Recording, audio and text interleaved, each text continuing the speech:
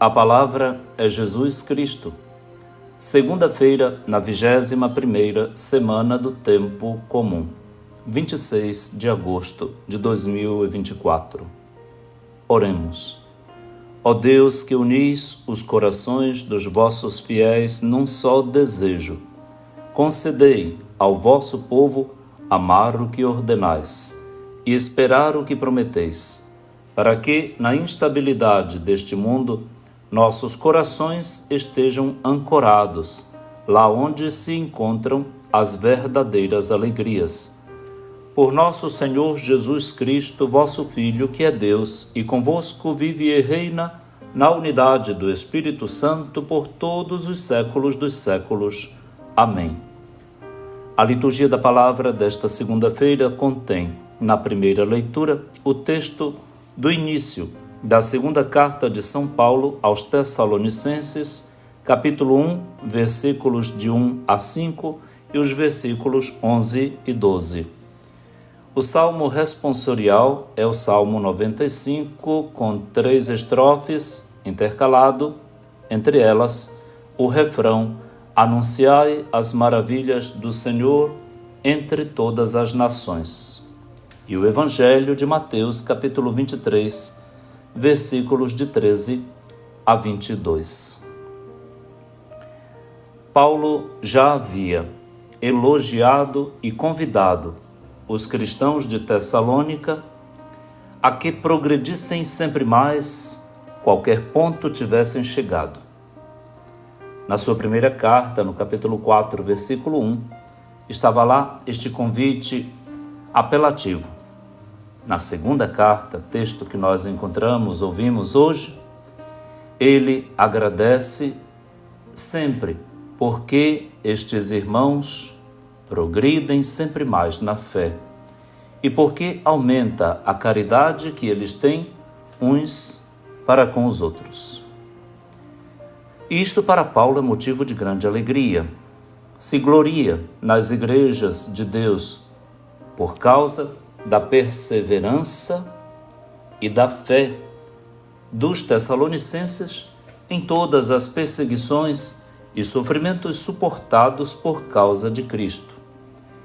E ele continua: esse sofrimento, na fé e na perseverança, é um motivo e é um sinal do justo juízo de Deus, que vai tornar os tessalonicenses crentes dignos do reino de Deus, pelo qual eles estão sofrendo. O sofrimento, então, deve ser vivido, experimentado, não como uma desgraça fatal, mas como algo que reveste outra dimensão, a dimensão do reino de Deus. De que vale sofrer sem ter um proveito daquilo que se sofre? A fé e a perseverança, então, qualificam o nosso sofrimento, qualquer que seja, e, sobretudo, se tem fundamento na defesa do que constitui, do que consiste o reino de Deus entre nós, para que tenhamos glória futura.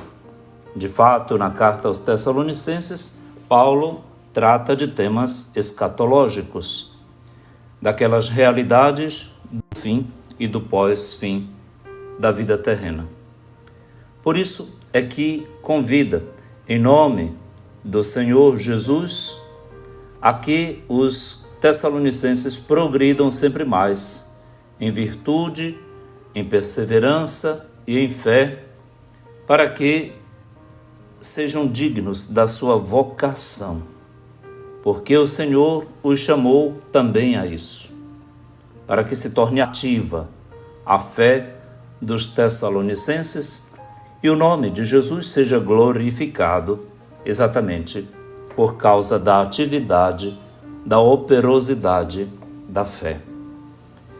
Assim começa uma bela segunda carta de Paulo aos Tessalonicenses, que vamos ler nesta semana. Desta maneira, os tessalonicenses e nós poderemos anunciar as maravilhas do Senhor entre todos, entre todas as nações. Paulo está falando com pessoas de vida greco-helênica, de Tessalônica e, portanto, de cultura extra-judaica. Todas as nações, todas as culturas podem ser o espaço, o lugar, o destinatário das maravilhas do Senhor, do conteúdo da nossa fé, da nossa catequese. Ontem nós celebramos o Dia dos Catequistas no mês vocacional, que já vai para o seu final, e, portanto, poderemos cantar com a nossa vida, com o nosso anúncio, bendizer o nome do Senhor, viver dia após dia a experiência da sua salvação e de sua glória em nossa vida, enfim, testemunhar como vivemos segundo Deus, segundo o Senhor. Nossa vida é segundo aquele que nos chamou com vocação santa. Foi o Senhor e nosso Deus quem fez os céus. Conclui assim o texto do Salmo hoje. Portanto, anunciemos as maravilhas do Senhor em todas as possibilidades, em todas as nações. No Evangelho, no capítulo 23 do Evangelho de Mateus, Jesus lança ais aos mestres da lei e aos fariseus, intitulando-os de hipócritas. A relação de Jesus com estas autoridades nunca foi a melhor. Exatamente por causa da hipocrisia, que Jesus chama de cegueira. Tem vários ais no texto do Evangelho de hoje. Ai de vós, guias cegos! Ai de vós, mestres da lei e fariseus hipócritas! Ai de vós! Porque eles, ao invés de conquistar para Deus as pessoas com toda a possibilidade, cultura, conhecimento bíblico que tinham, tornam as pessoas piores, 2 vezes piores que eles, diz Jesus. Ensinam a elas coisas periféricas, superficiais, que não centram com o que importa. Por isso, utiliza metáforas, comparações para falar sobre o altar e a oferta, o templo e o ouro do templo. Mas, sobretudo, para dizer que é Deus que habita o templo, é Deus quem recebe a oferta que é colocada em cima do altar. Portanto, nem juramentos, nem mecanismos de convicções e de subordinações do povo à fé judaica, como eles queriam que fosse vivida, servem para Jesus. Pelo contrário, isso só engana as pessoas. São falácias, não aprovadas por Deus, nem pelo Filho de Deus. É Jesus quem está falando. Texto muito grave, em tom muito sério. Diríamos aqui que Jesus subiu o tom, e subia sempre, quando se tratava de julgar a conduta dos judeus fariseus e dos judeus mestres da lei por causa da sua hipocrisia. Deixemos os judeus no Evangelho e nós, cristãos católicos. Onde se situa e qual o tamanho da nossa hipocrisia?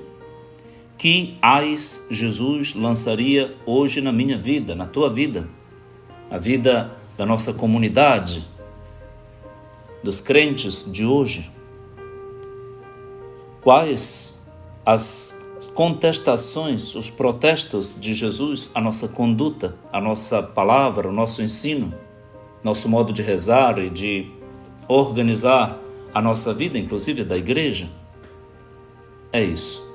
Peçamos hoje a nosso Senhor que venha, como o verdadeiro catequeta do Pai, venha nos ensinar a viver segundo Deus, a anunciar as maravilhas do Senhor em todas as nações e a progredir sempre mais na fé e na caridade uns para com os outros. Pai nosso que estais nos céus, santificado seja o vosso nome. Venha a nós o vosso reino. Seja feita a vossa vontade, assim na terra como no céu. O pão nosso de cada dia nos dai hoje. Perdoai-nos as nossas ofensas, assim como nós perdoamos a quem nos tem ofendido. E não nos deixeis cair em tentação, mas livrai-nos do mal. Amém. Abençoe-lhe o Deus Todo-Poderoso, que é Pai, e Filho, e Espírito Santo. Amém.